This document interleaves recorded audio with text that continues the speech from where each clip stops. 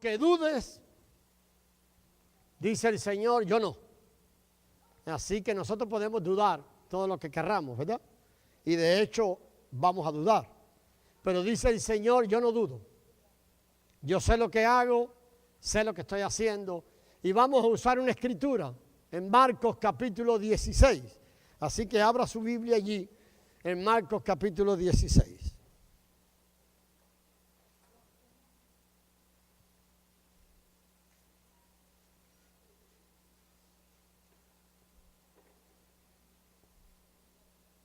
Marcos capítulo 16. Y vamos a trabajar en esa porción del versículo 9 hasta el final del capítulo, el versículo 20, recordando que la duda es muy común en la vida. Las experiencias pasadas a veces nos llevan a dudas, a desconfianza. Todos de alguna manera hemos sufrido decepciones. Todos hemos pensado algunas cosas que después pues no se cumplen.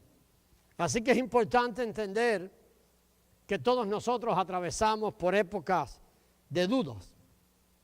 Confiar sin la sombra de la duda es solo la obra de la palabra revelada, del testimonio interior del Espíritu Santo. En la medida en que nosotros avanzamos en el conocimiento de Dios y en nuestra relación con Dios y en la obra del Espíritu Santo en nuestro interior, es que nosotros podemos confiar sin la sombra de la duda. Hasta que eso no suceda, o en la medida que eso va sucediendo, nosotros vamos a atravesar épocas de dudas. Pero qué bueno es pensar que cuando se trata de Dios no es lo mismo, que con las experiencias humanas, no debería ser lo mismo cuando se trata de Dios que lo mismo con las experiencias humanas. No deberíamos encontrarnos en las mismas experiencias de desconfianza, en la misma postura de desconfianza. Esa escritura, hermano, ¿la tiene usted allí? Marcos capítulo 16. Vamos a leerla. Yo la voy a leer y usted la sigue ahí con la vista. Marcos 16, del versículo 9 al 20. Habiendo pues resucitado Jesús por la mañana, el primer día de la semana, apareció primeramente a María Magdalena, de quien había echado 7 demonios. Yendo ella, lo hizo saber a los que habían estado con él, que estaban ¿cómo? Tristes y llorando. Ellos, cuando oyeron que vivía y que había sido visto por ella, ¿qué pasó? No lo creyeron. Pero después apareció en otra forma a 2 de ellos que iban de camino, yendo al campo. Ellos fueron y lo hicieron saber a los otros, y ni aun a ellos creyeron. Finalmente, se apareció a los 11 mismos, estando ellos sentados en la mesa, y les reprochó su incredulidad y dureza de corazón, porque no habían creído a los que lo habían visto resucitado.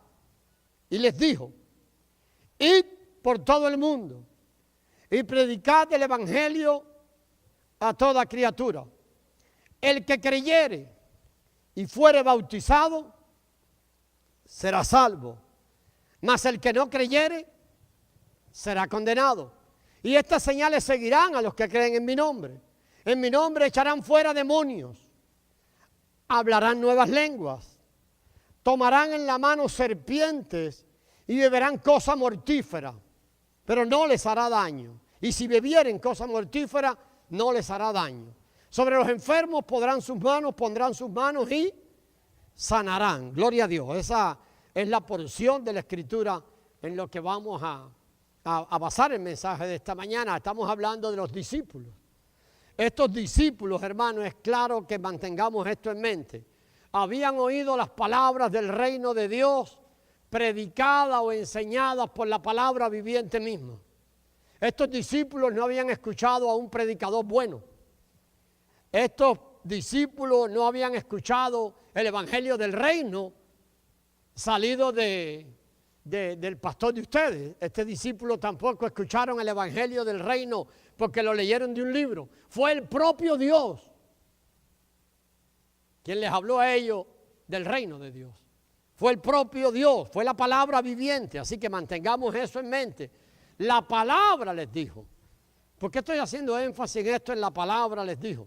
Cuando nosotros siempre leemos acerca de la palabra, ¿qué es lo que pensamos? Ah, bueno, es lo que está escrito en la Biblia. Aquí no hay Biblia. Entonces es la palabra viviente es una persona. Y es la palabra viviente la que habló con ellos. Es la palabra viviente la que les dijo a ellos que dejaran todo y le siguieron. Es la palabra viviente la que le habló de un reino venidero. La palabra viviente le habló que un día un reino se establecería sobre la tierra y se establecerían 12 reinos y que ellos gobernarían sobre esos reinos. Y que ellos, junto con él, que el reino vendría. Fue la palabra viviente la que trató con ellos. ¿Y qué pasó con ellos? Ellos creyeron la palabra viviente. Hermanos, y ellos dejaron todo. Cuando usted ve a los discípulos aquí, entienda que estos discípulos dejaron todo. Ellos creyeron a Jesús.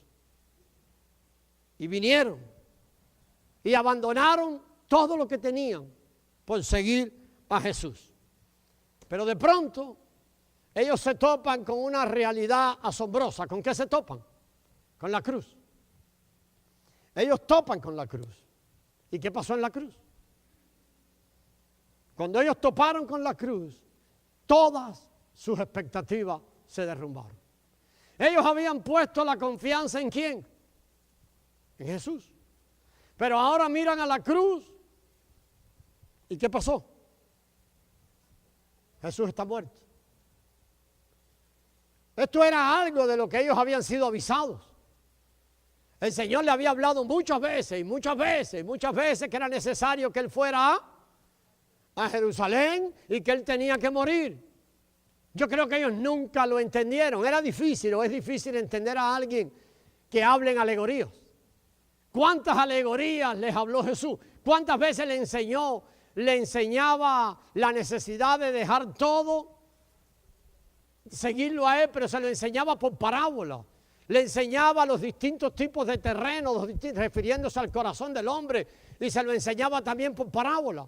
Entonces yo creo que cuando ellos oyeron acerca de la muerte de Cristo en Jerusalén y para establecer el reino, ellos pensaban ¿qué cosa? Que le estaba hablando de otra parábola o le estaba hablando de una alegoría. Pero ahora no ven algo, ahora ven que el Señor está muerto. Y ahora todo lo que ellos pensaban tal vez que era alegoría, se les hizo realidad. ¿Y qué dice el pasaje? El pasaje es claro al decirnos esto. Todas sus esperanzas, sus expectativas, sus sueños y sus planes se estaban haciendo pedazos. ¿Qué hicieron ellos? ¿Qué hicieron ellos cuando vieron a su maestro crucificado en la cruz? ¿Qué hicieron? ¿Qué fue lo que vino después? La palabra dice, la escritura que estamos leyendo, que ellos estaban todos juntos en una casa. Dice que estaban los 11. ¿Por qué los 11? ¿Cuántos eran? Excelente, gloria a Dios, hermana. Ya Judas había sido sacado del tema. Estaban los 11. ¿Qué estaban haciendo? Dice que estaban tristes. Dice que estaban llorando. Dice que estaban temerosos, desconfiados, se encerraron. Se encerraron y estarían pensando, ¿y ahora qué va a pasar? Y allí encerrados, es claro que ahora reciben algo. Encerrados allí. ¿Reciben qué cosa? El mensaje. Dice que el mensaje les llega. ¿Cuál es el mensaje que les llegó? Allí encerrados reciben el mensaje. ¿Cuál mensaje? ¿Cuál mensaje, amados hermanos, reciben allí? Mire allí, el mensaje, ¿cuál, hermano Andrés? Amén. El mensaje de la resurrección. El mensaje que puede cambiar el corazón del hombre. El mensaje que nosotros necesitamos. El mensaje que puede traer vida. El único mensaje que es capaz de sacar al hombre de su propia vida natural y traerlo y enrumbarlo en el plan de Dios.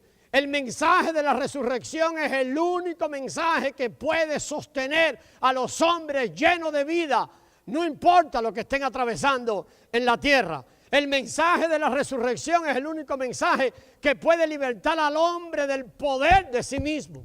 Mire, los hombres pueden hacer cualquier cosa, pero nunca serán libres del poder de sí mismos si no es a través del mensaje de la resurrección. Ellos reciben el mensaje de la realidad de una vida resucitada, vida de la que nosotros hoy podemos disfrutar. La vida que hemos recibido nosotros es la vida resucitada. ¿Qué quiere decir esto? Es la vida que pasó por la muerte. Y como pasó por la muerte y se levantó, la vida que nosotros hemos vivido es la vida que venció la muerte. Perdón, la vida que nosotros tenemos como nuestra hoy es la vida que venció la muerte. Es la vida indestructible. La vida que tu enfermedad no puede destruir. La vida que las situaciones difíciles no pueden destruir. Es la vida abundante. Es la vida con propósito. Ellos reciben ese mensaje. Ellos reciben el mensaje de la resurrección. Pero ¿cuál es el asunto aquí? Vamos a ver un pero allí. ¿Cómo se iban ellos a atrever a creer de nuevo? Imagínense. Ellos habían puesto toda su confianza en Jesús. ¿Pero qué pasó con Jesús? Está muerto. El que les había prometido un reino venidero, ahora está crucificado. Piensa en eso, hermano. Piensa en eso. No es fácil volver a creer cuando uno ha sido herido. No es fácil volver a creer cuando has puesto tu confianza en Cristo, pero todo lo que Cristo prometió parecía que no se había cumplido. Nada prácticamente de lo que Él prometió se había cumplido. Ellos están ahora diciendo, ¿y qué pasó? ¿Y qué vamos a hacer de ahora en adelante? Piense, es difícil volver a creer. A lo mejor tú has tenido expectativas diferentes. A lo mejor tú has dado tu corazón a Cristo con unas expectativas. A lo mejor alguien te dijo, tú entendiste que si le dabas tu vida a Cristo ibas a parar de sufrir. A lo mejor alguien te dijo que si tú le dabas la vida a Cristo, todas las cosas en tu vida se iban a arreglar. Y lo único que has visto es que todas las cosas en tu vida se han puesto peor. Lo único que has visto es que hay una cantidad de conflictos en el interior tuyo. Entonces alguien te dice, tú lo que tienes que tener fe, pero tú estás lleno de dudas. El mensaje de la resurrección es para ese tipo de personas. Ellos reciben el mensaje de la resurrección, pero ¿de quién lo reciben? A ver, ¿de quién reciben el mensaje de la resurrección? Jesús, pero Jesús le dice, vaya María Magdalena y dígaselo a ellos. Imagínense esto, hermano. Ellos están pensando que todo terminó para ellos. ¿Y sabe quién aparece a decirle ahora que está vivo? Una loca. María Magdalena era una loca. Déjeme echar un poquito para atrás, también no era tan loca. Ella había estado endemoniada. El carácter de María Magdalena no era el carácter de una persona normal. Era conocida como una endemoniada, de la cual el Señor había sacado 7 demonios. ¿Sabe lo que indica que sacó 7 demonios? ¿Sabe lo que indica siempre el 7 cada vez que usted lo lea en la Biblia? Perfección. ¿Sabe lo que sacó de ella? Le voy a contar esto. Si usted revisa la Biblia, va a entender, va a ver en la Biblia 7 manifestaciones de demonios diferentes. O sea, ¿qué quiere decir? Que lo que el Señor sacó de María Magdalena fue el cúmulo de todos los demonios. Ahora esa, que tenía una fama, imagínense la fama que María Magdalena debe haber tenido en el pueblo. Imagínense la manera en que la gente conocía a María Magdalena. Imagínense que los discípulos se parecen a nosotros. Y viene un hermano a ti, pero tú dices, este hermano, normalmente nosotros ¿dónde ponemos la confianza primero? ¿O dónde ponemos la mirada primero? En vez de ponerla en lo interno, nosotros somos gente acostumbrada a poner la mirada ¿dónde? En lo externo. Y ahora dice, mira la loca esta, el mensaje que se trae. que está vivo. Pues fue muy fácil para ellos. ¿Qué hicieron? No le creyeron. No le creyeron. No le creyeron. Pero el Señor no estaba contento. Envía otros mensajeros. ¿A quién envía ahora? ¿Lo leyeron o no? ¿O lo están leyendo? Envía otros 2 mensajeros. ¿Quiénes eran esos 2? Habla de los 2 caminantes que iban por ahí. Pero eran discípulos. Esos 2 mensajeros, el libro de Lucas los describe como discípulos. Ahora, esos 2 discípulos, el Señor viene y se les para al lado de ellos. ¿Se acuerdan de aquellos? Los que iban camino a Emaús. Y no sabían que era el Señor. Y comienza a platicar con ellos. A platicar, hasta que un momento se dieron cuenta que era el Señor se les reveló, soy yo. Pero de pronto, ¿qué pasó con el Señor? Se les perdió. Ahora imagínense quiénes van a los discípulos a decirle. Van 2 discípulos que le están diciendo a ellos que vieron al Señor, que no lo reconocieron, pero que cuando le reconocieron, el Señor se les perdió. ¿Y qué hicieron ellos? ¿Qué hicieron los discípulos cuando lo oyeron? ¿Qué hicieron los discípulos cuando lo oyeron? Cuando oyeron la historia de ellos 2, tampoco la creyeron. Tampoco. O sea, que no le creyeron a María Magdalena. Y por ahí podemos encontrar alguna excusa, ¿no? Pero hay una excusa importante. Cuando nosotros, discípulos del Señor, funcionamos en el hombre natural. ¿Qué pasaba con ellos? Estaban, ¿qué cosa? Tristes, llorosos, acongojados. Dice que el Señor se aparece y les reprocha, ¿por qué? Por su incredulidad y la dureza de su corazón. Ellos, discípulos de Cristo, al poner su mirada en la situación que estaban atravesando, ¿cuál era? Su maestro estaba muerto.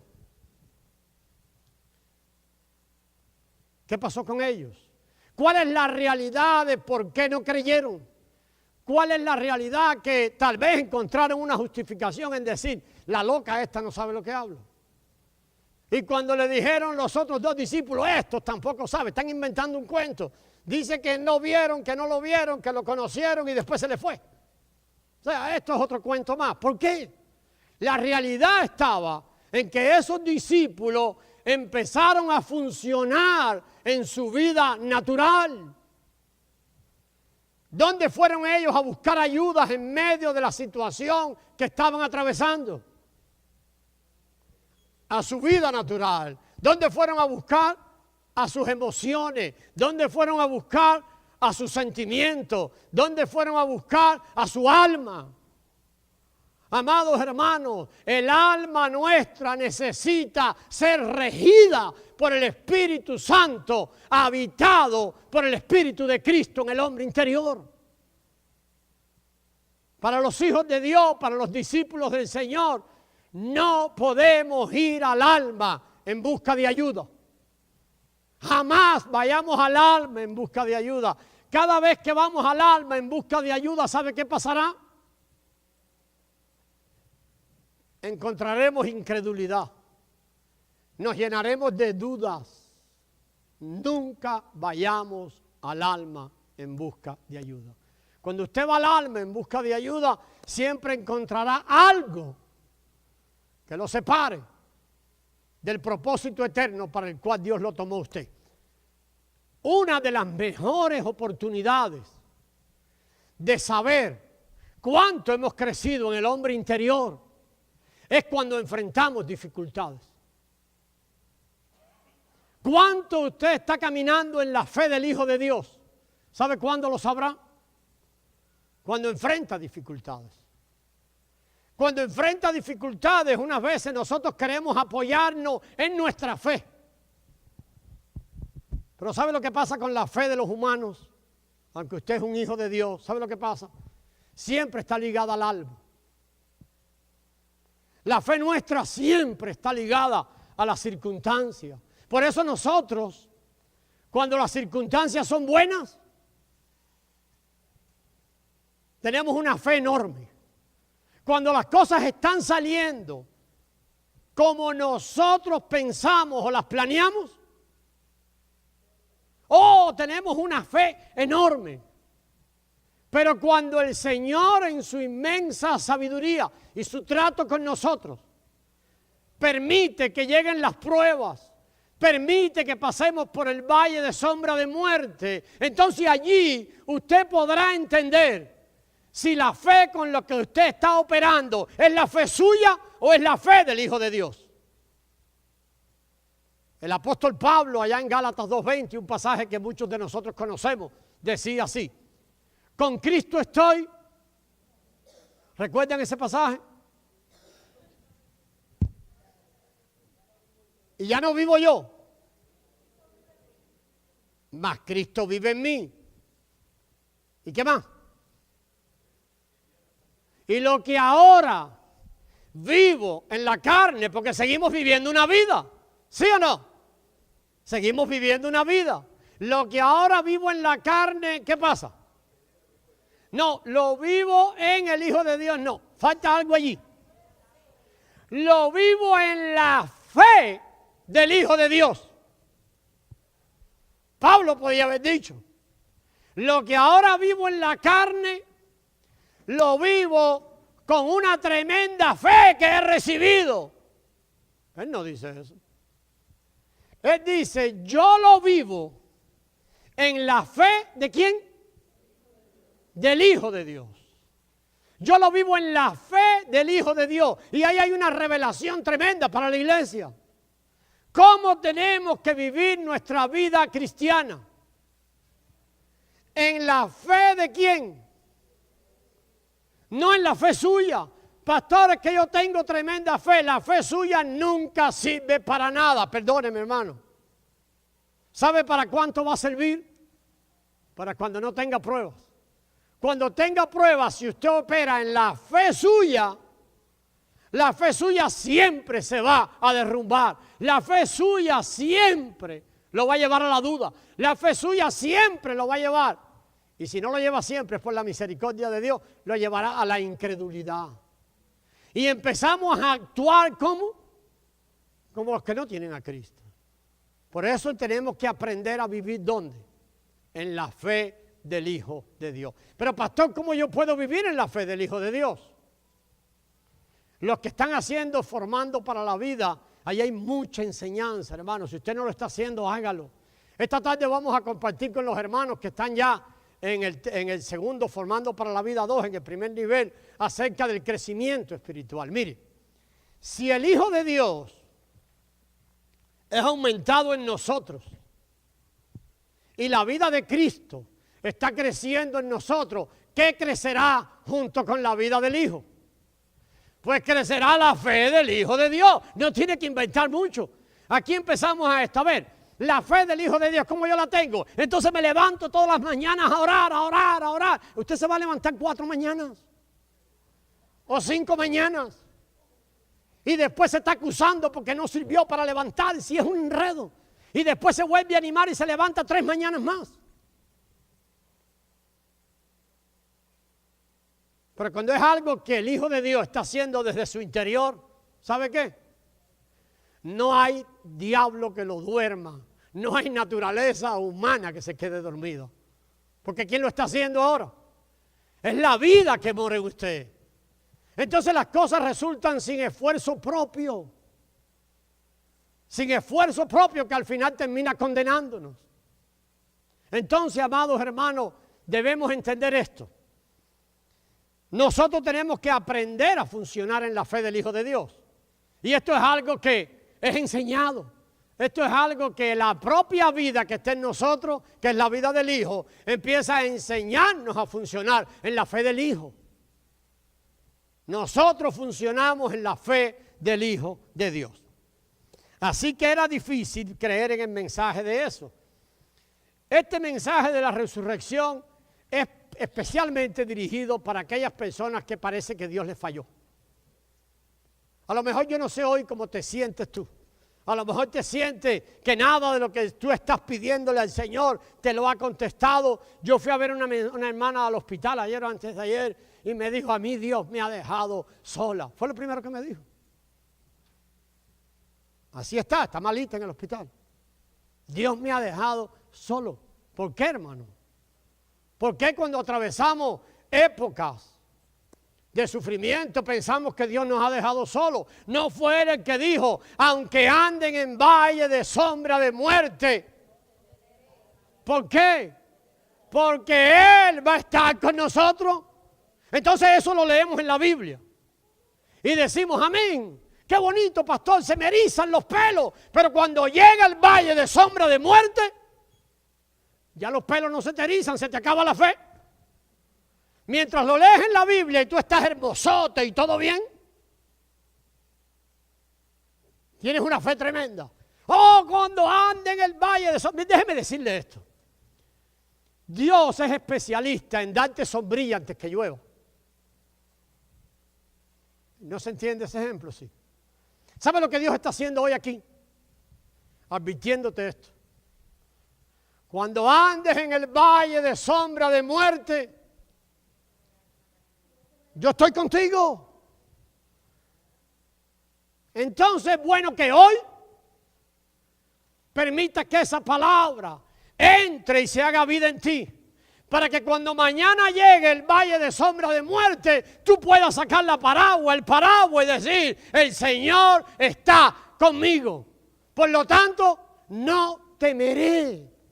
Y puedas entonces pasar el valle de sombra de muerte disfrutando con la fe del Hijo de Dios y entendiendo que el Dios que te llamó para un propósito te está conduciendo a través del valle de muerte. ¿Para qué? Para que el propósito eterno de Él sea establecido en tu vida. Por eso la palabra de Dios es como ese paraguas antes que llueva. Pero ¿sabe lo que nos pasa a nosotros? Recibimos la palabra viviente que está aquí hoy. Recibimos la palabra viviente que estamos leyendo, pero nos desconectamos.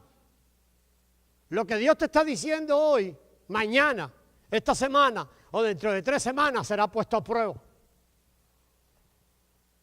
Pero Él lo está diciendo antes.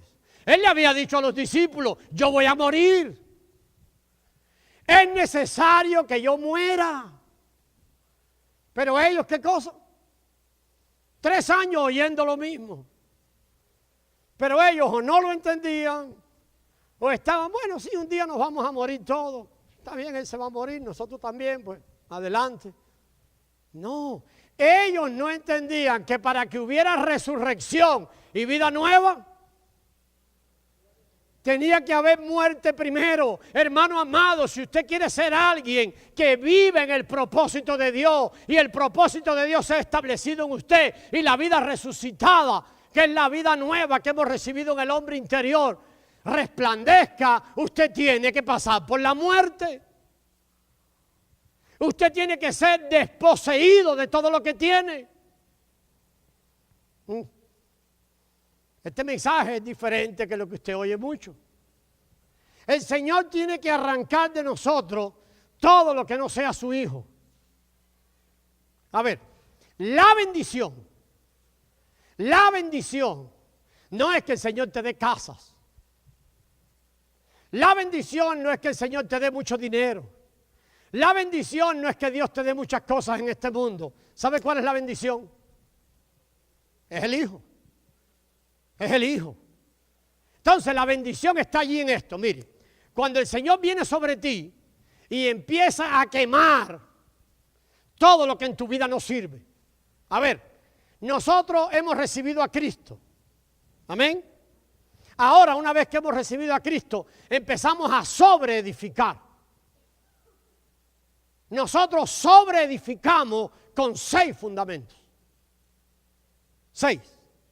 A ver, algunos de ustedes están edificando su vida con oro puro. El apóstol Pablo dice a la iglesia, tengan cuidado cómo sobreedifican. El fundamento ya está puesto, pero tengan cuidado cómo sobreedifican. Entonces menciona 3 fundamentos que vale la pena sobreedificar con ellos, porque nunca se van a quemar. Oro, plata y piedras preciosas. Formidable. Si tu vida está siendo edificada con eso, pues gloria a Dios. Gloria a Dios. Después voy atrás un poquito. Pero hay 3 fundamentos más con los que nosotros sobreedificamos. Usted puede ir a 1 Corintios capítulo 2 y los va a encontrar. Capítulo 2 y capítulo 3. 3 más que todo creo que es. Sobreedificamos con heno. Primero, hojarascas, heno o madera. Amén, hermano, escuche. A lo mejor tu vida cristiana está siendo edificada con heno. ¿Sabemos lo que es heno?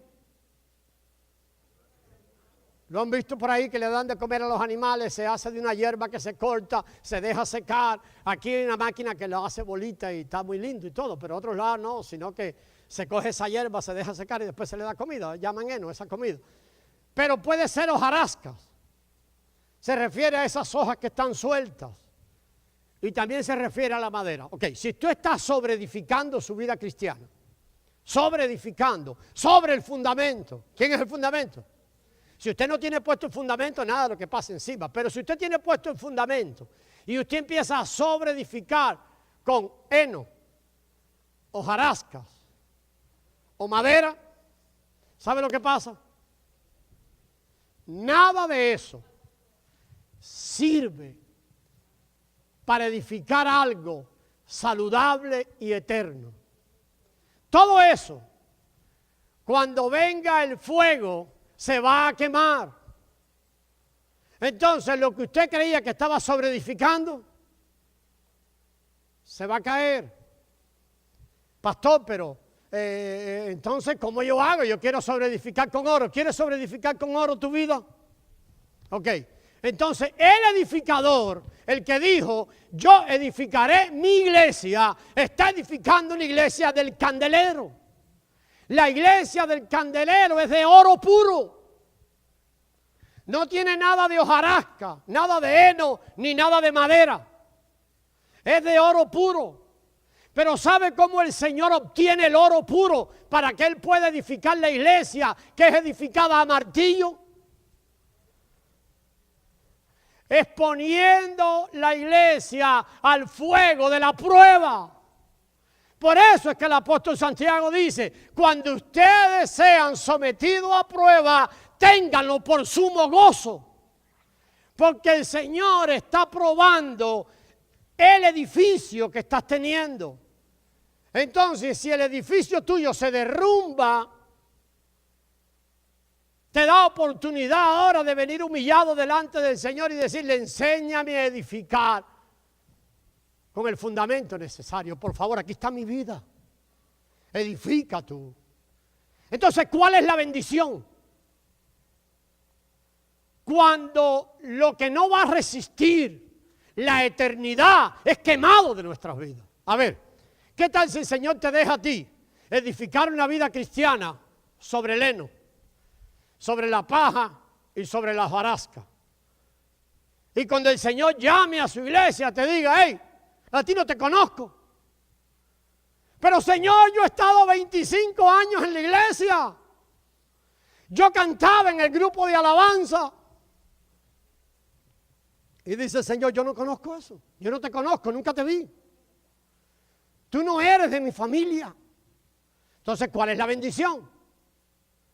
Que el Señor en esta trayectoria, en nuestro camino, empieza a quemar lo que no va a resistir la eternidad. Lo que no tiene un fruto eterno. Entonces, hermanos queridos, tenemos que cambiar nuestra vista y tomar la perspectiva de Dios. ¿Qué le pasó a los discípulos esto? estaban allí, tristes, llorando, temerosos. Reciben el único mensaje que los podía sacar. Ahora viene el Señor a limpiarlos de heno. Viene el Señor a limpiarlos de hojarasca. Viene el Señor a limpiarlos de madera. ¿Pero qué pasó con ellos? No creyeron. No creyeron. Es bueno que tengamos esto en mente, ¿verdad? Ahora déjeme pararme y decirle esto. ¿Por qué cree usted que María Magdalena pudo creer tan rápidamente? Mire, María Magdalena fue al sepulcro. ¿Usted sabe eso? Ella fue al cementerio. Y usted sabe, para una persona que ha estado endemoniada, que debe ser duro ir al cementerio. Sabe que en el lado de los demonios, los cementerios, todo esto es raro. Pero ella, ¿qué pasó con ella? Nada más que pasó el reposo, se fue al cementerio. Fue la primera que recibió el mensaje del Cristo resucitado. Fue la primera, ella estaba allí. Y el Señor se le apareció y dijo: ve a mis hermanos y dile. Pero ¿por qué pudo creer tan fácil? Ella había sido limpiada de 7 demonios. Magdalena ahora está basada en una fe que no es fe, sino que la fe de Magdalena se había vuelto una experiencia de vida. Ella no fue al cementerio con la expectativa de lo que el Señor pudiera hacer por ella. Ella fue al cementerio con la firme convicción de que ella, en la fe del Hijo de Dios, estaba ahora en otra dimensión de fe. Ya la fe de ir al cementerio para ella no era algo que ella esperaba, era algo basado en lo que Dios había hecho en el pasado con ella. Y ella estaba seguro que el Dios que había obrado en el pasado estaba allí resucitado, porque había dicho: yo voy a resucitar. Entonces ella estaba ahora en otro nivel de fe. ¿Saben qué nivel estaba Magdalena? En el que la fe no es lo que se espera. La fe cree que lo que Dios ha dicho ha sido hecho, y por eso se mueve al cementerio para ver al Cristo resucitado. Nosotros vivimos demasiado en la fe que espera, en la fe que espera, en la fe que espera. Y ya el Señor ha obrado, se ha mostrado vivo, ha hecho un montón de obras a tu favor. Pero seguimos siempre en la fe que espera y nunca hemos podido ser ascendidos a otra dimensión de fe. A la dimensión donde digo: yo no espero, yo solo vivo porque yo he recibido y he visto y soy alguien que puede dar testimonio de la fe del Hijo de Dios. Entonces es importante entender que María Magdalena era un tipo de creyente diferente. No era del creyente que se acercó al Señor buscando las bendiciones. Yo sé que aquí no hay de esos creyentes, pero hay muchos creyentes que buscan al Señor buscando ¿qué cosa? Las bendiciones. El creyente nacido de arriba, ¿sabe lo que busca? La bendición, no las bendiciones. Busca la bendición. Está ocupado en su salvación con temor y temblor. Está ocupado en la vida interior y en la manera en que Cristo está creciendo en la vida interior. Entonces, amados hermanos, esa era ella, María Magdalena. María Magdalena no daba como un producto final que ella había sido salvada del infierno. Muchos creyentes dan la salvación como rescate del infierno como un producto final. María Magdalena sabía que había más. Mire, hermano, hay más en la salvación que Dios nos ofrece. Nosotros no solo necesitábamos ser de aquellos que el Señor perdonó sus pecados. Ahí no termina todo. Nosotros tenemos que ser librados, ¿sabe de qué? De la fábrica de pecado que está en nuestro interior, del pecado mismo, de nosotros mismos. El gran problema somos nosotros. Tal vez la semana que viene o la próxima semana, pues 2 semanas, vamos a hablar un poquito más de esa fábrica de pecado. Pero nosotros necesitamos, María Magdalena sabía eso. Por eso ella sabía que había más para ella. Hermano, hay más para ti en la vida cristiana. Hay más, hay más. ¿Sabe cuál es lo más que hay para nosotros? Hemos sido traídos al propósito de Dios. Hemos sido traídos y ganados en vista que el propósito eterno de Dios se cumple en nuestras vidas. Es hora de poner todo lo demás a un lado.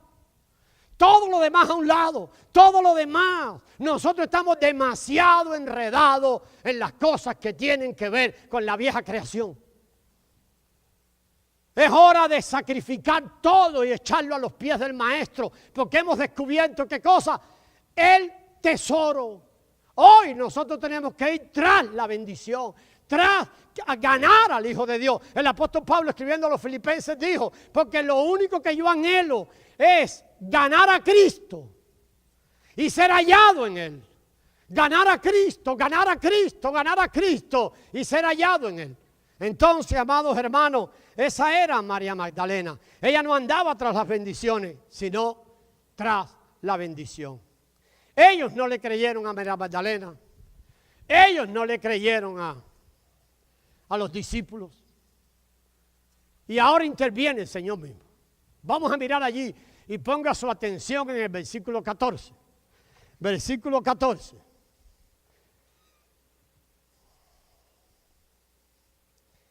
Él dice ahí su Biblia, finalmente. ¿Sí o no? Finalmente. Ese es el 14.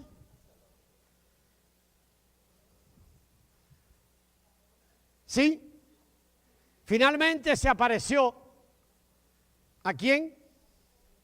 A los 11 mismos.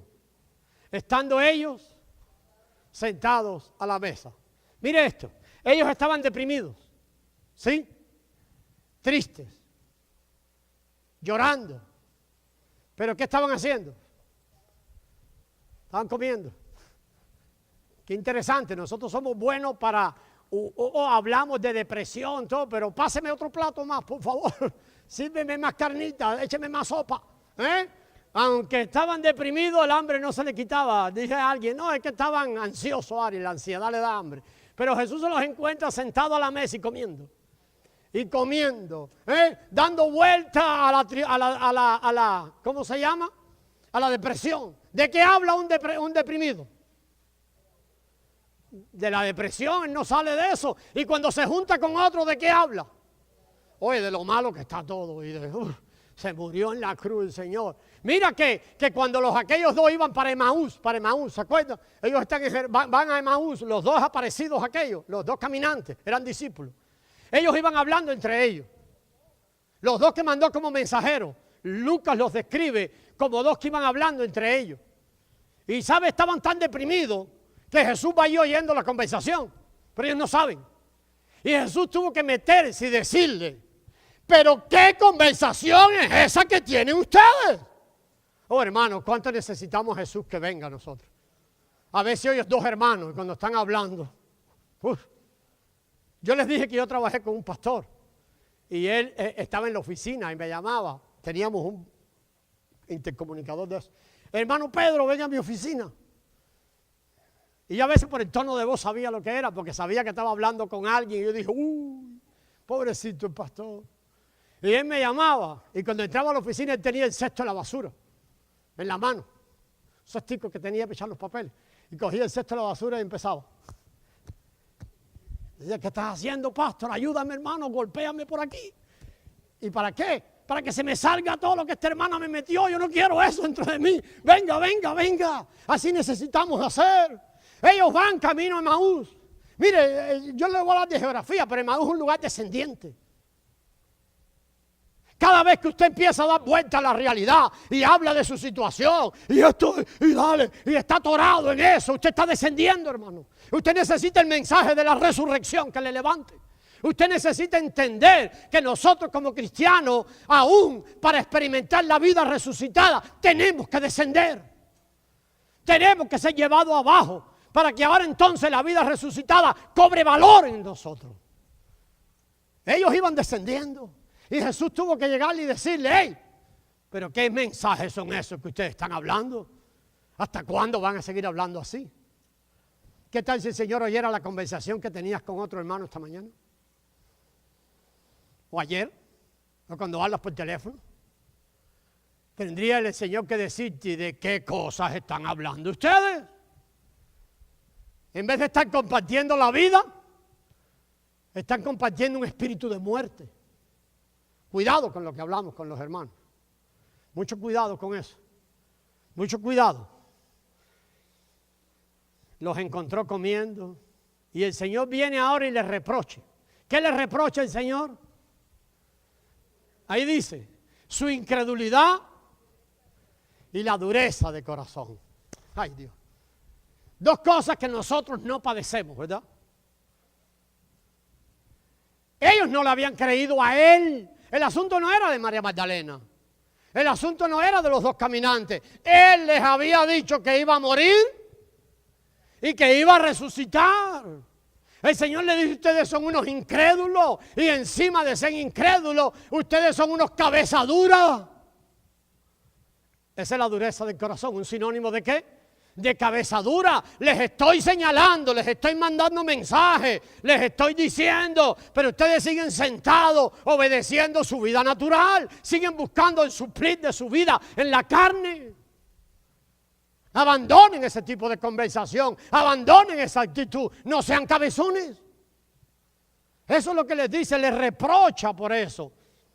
Él les había hablado, él les había, aquí es donde venía esto, se me olvidó. Él les había dado la sombrilla antes que lloviera, pero ahora que les llovió, no se acordaron de usar la sombrilla. Se están mojando, todo deprimido, y Él les había dicho antes, era tan fácil haber regresado a la promesa y haber dicho, oh Señor, gracias porque tu palabra se cumplió. Si se cumplió tu palabra que ibas a morir, ibas a resucitar, ya se cumplió la muerte, en 3 días el asunto está resuelto y la resurrección se ha de cumplir también. Pero ellos no les sirvió la sombrilla. Así que oramos para que esta palabra, siempre que el Señor le envíe, cobre vida en nosotros, hermano. Y cuando haya que sacar la sombrilla, sáquela rápido, acuérdese, ¿verdad? Cuando llueva, dígale que no al desánimo. Cuando llueva, vamos a aferrarnos a la promesa. Vamos a recordar que el Señor tiene un negocio. ¿Sabe cuál es el negocio del Señor? Edificar su iglesia. Mateo 16, 18. Dijo a Pedro, Pedro, yo edificaré mi iglesia. A ver, hermano, ¿va a edificar la iglesia usted? Él. Nosotros estorbamos para que él edifique. Él va a edificar la iglesia. Oh, pastor, un sistema de iglesia que tenemos. Él va a edificar la iglesia y la va a edificar sin sistema. Sin sistema, porque la iglesia del Candelero es única. ¿Sabe qué tiene? Irrepetible. Cada cristiano, el Señor lo va a edificar y va a tratar con él de manera diferente. Entendamos eso, hermano. Pero, hermano, y aquí voy a terminar. Hoy prometí terminar a las 12:45, porque tenemos una actividad a las 4. Así que a las 12:45, si yo no he terminado, usted se levanta y se va. Y así yo tengo que terminar. No haga eso, please. Me quedan 5 minutos, escuche. Es sorprendente, dice la hermana, que bien. Es sorprendente, amados, lo que estaba pasando con los discípulos, ¿verdad? El Señor tiene que salirles al encuentro y decirles, hey, duros de corazón, incrédulos. Pero déjeme decirle algo ahora. Solo voy a tomar estos 5 minutos. El Señor no es incrédulo. Nosotros somos incrédulos. Pero Él no. Él no es incrédulo. ¿En qué cree Él? ¿En ti? Él cree en su obra. Mire, Dios no tiene dudas en su corazón. Él te llamó a ti. Él te buscó a ti. Hermano, mi querido Emilio, Él te está buscando a ti. Emilio es amigo mío desde niño. No tan niño, pero éramos pichones. O sea, nos conocemos hace muchos años. No le diga a la gente cuánto, porque yo le digo, le escondo la edad cada rato. Pero le conocemos, yo creo que nos conocemos hace más de 45 años. Hace como 2 años él dejó un recado en mi teléfono. Había dinosaurios todavía en Pinar del Río. Y dejó recado en mi teléfono hace 2 años. Hermano, necesito hablar contigo. Algo así fue. Dime dónde estás. Por alguna u otra razón, yo creía que había guardado ese número y lo borré. Conseguí un teléfono, llamaba y dejaba recado, no era el de él. Pero el sábado yo fui al supermercado, el viernes. Y estaba atravesado en el camino porque el bastón de Chabela se quedó en el carro. Y dije yo, déjeme, porque Chabela ahora va a venir sin bastón, déjeme recostar el carro aquí para devolverle el bastón. Cuando voy a devolver el bastón, alguien venía atrás de mí que está ahí como a ver si pasa o no. Digo, déjeme no estorbar, echo mi carrito al lado y digo, señor, pase adelante. Y se me queda mirando y me dice, yo te conozco, era él. Entonces, hermano, mi querido Emilio, es Dios quien toma la iniciativa de buscar al hombre. Hace 2 años él dijo, yo quiero hablar, yo necesito. Hoy está aquí. Entonces Dios toma la iniciativa. Un día te buscó a ti, amado. Un día Dios te buscó a ti. Es Él el que lo hace. Es Él el que edifica las vidas. Él dijo, yo edificaré mi iglesia. Yo la voy a edificar. Hermano, y mire esto. Dios le decía hace un rato que no es incrédulo. Él confía en su obra. Él confía en lo que el Hijo hizo en la cruz. Él confía en su plan. El plan de Dios no va a fallar. Mire lo que hace, hermano, en el versículo 14. Ustedes son unos duros, incrédulos, les reprochó. Y mire lo que hace en el 15. ¿Esto es asombroso o no? ¿Alguien encontró el 15? ¿O usted está en Babilonia? Mire lo que hace en el 15, amados. Vea esto, hermano. Dios sabe que tú has actuado con incredulidad. Dios sabe que tú has vivido tu vida desperdiciándote a ti mismo. Y ahora Dios dice, yo te escogí, yo te traje hacia mí y te doy la oportunidad y te envío a participar en la más gloriosa obra que el ser humano puede participar. Y en el versículo 15 los comisiona, vayan y prediquen este evangelio. Pero Señor, aquellos tipos que no creen, aquellos tipos que unos minutos antes no le creyeron a María, aquellos tipos que no le creyeron a los otros 2 discípulos, aquellos que tú mismo has reprendido, a los 11 esos, pero también lo ha hecho contigo. Tú también has tenido dudas, tú hoy tienes dudas, tú oyes esta palabra y empiezas a darle vuelta. Y empiezas a llevarla a tu raciocinio. Y tú has vivido un montón de años el Señor diciéndote, entrega todo, deja todo. Tú has descubierto el tesoro. Acábate de ofrecer a mí como un sacrificio vivo. ¿Y sabes lo que tú haces? Sigue dándole vuelta. Entonces quieres acomodar lo carnal a lo espiritual. Y has vivido tu vida así. Pero el Señor sabe lo que hace. Él cree en Él. Él cree, hermano. Él no es incrédulo. Dios es 100% creyente. Amén. Gloria a Dios. Él sabe que tiene un propósito y Él lo llevará adelante. Y lo llevará adelante con los escogidos de Él. Ustedes, nosotros. Lo más miserable del mundo. Lo más miserable del mundo. ¿Sabe lo que está esperando Él? Para poder obrar libremente a través de nosotros, que tengamos la experiencia del apóstol Pablo en Romanos 7, sea la nuestra, y nos paremos delante de Él y le digamos, miserable de mí, ¿hasta cuándo voy a estar viviendo según este cuerpo de muerte? Miserable de mí, te necesito, Señor. Te necesito, Señor. Y completamente le demos y le entreguemos el control de nuestras vidas. Eso es lo que está esperando. Eso es lo que está esperando. Él los mandó. Les dio poder. Ahí dice que le hizo cosas maravillosas. Vayan ahora y pongan las manos sobre los enfermos. Un montón de cosas. Pero el éxito, ¿sabe dónde está, hermano? Y aquí termino. Versículo 19. Vea lo que hizo. 19. ¿Qué dice 19?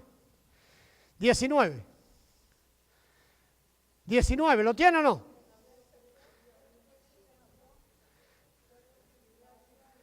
Oh, miren a Dios, hermano. Miren qué confiado. Mandó a aquellos tipos que eran incrédulos.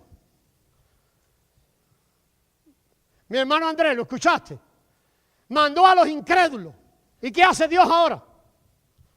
¿Qué hace Jesús? ¿Y qué más? ¿Qué les parece eso? Manda a los incrédulos.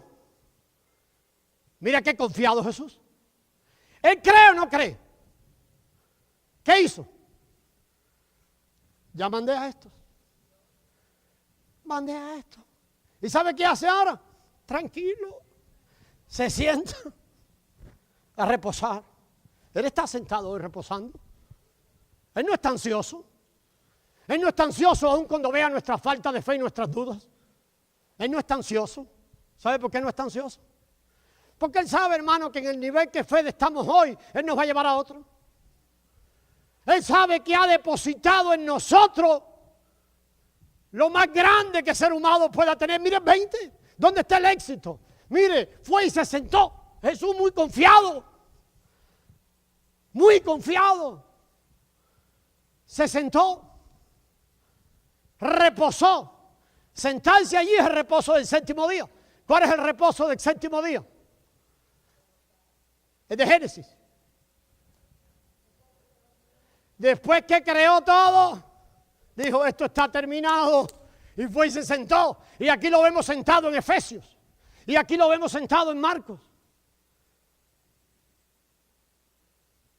Porque él dice, ¿sabe qué? Hay algo que yo he puesto en mis hijos. Hay algo que está pasando en mis hijos. Ve el versículo 20, esa es la clave, hermano. ¿Qué dice el 20? ¿Cómo lo ve allí? Ellos saliendo, predicaron en todas partes. ¡Oh, qué valientes aquellos tipos! ¿Qué pasó con ellos? No eran valientes. ¿Saben lo que pasó? Mírenlo ahí, léalo, la otra parte. ¡Ey! ¿Qué pasó allí? Ayudándoles el Señor. Ahora, ¿qué pasa? Que el Paracleto había sido puesto en ellos. Por eso estaba reposando. Yo voy a ir y voy a habitarles. Y desde el interior de ustedes, yo haré la obra. ¿Saben lo que quiero? ¿Saben lo que anhelo? Que ustedes desaparezcan para siempre. Acaben de desaparecer. Acaben de ofrecerse a mí. Acaben de ofrecerse a mí. Acaben de desperdiciarse sobre mí. ¿Saben lo que tienen que hacer ustedes? Desperdíciense sobre mí. Pasen todo el día desperdiciándose sobre mí para que yo entonces libremente pueda hacer mi obra desde el interior de ustedes. Humíllense delante de mí. Acaben de gritar miserable de mí. Para que entonces la vida mía que ha sido puesta en ustedes termine la obra. Termine la obra. Hoy estamos orando por avivamiento. Empezamos a orar por avivamiento. Señor, aviva tu obra. El profeta Habacuc dijo, Señor, aviva tu obra. Da a conocer tu obra. ¿Sabe el anhelo de Dios? Dar a conocer su obra. ¿Sabe quién es la obra de Dios? Cristo terminado en nosotros. La perfección, la novia preparada para casarse con el Hijo. ¿Pero qué necesitamos hacer? Desperdiciar.